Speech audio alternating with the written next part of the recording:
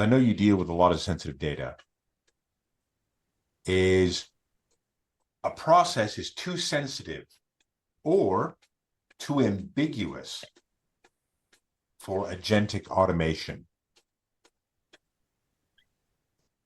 So when decision that should be made has high clinical or legal impact, that is one aspect. And the other one is whether, particularly in medical domain, we have many cases when experts disagree.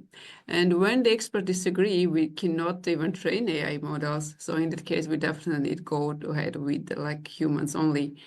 That is, and from the technical point of view, when we have incomplete and poor structured data, or we have very rare cases, the outliers, the data that we have, outliers are mostly we have outliers rather than some typical patterns that we can train AI with that.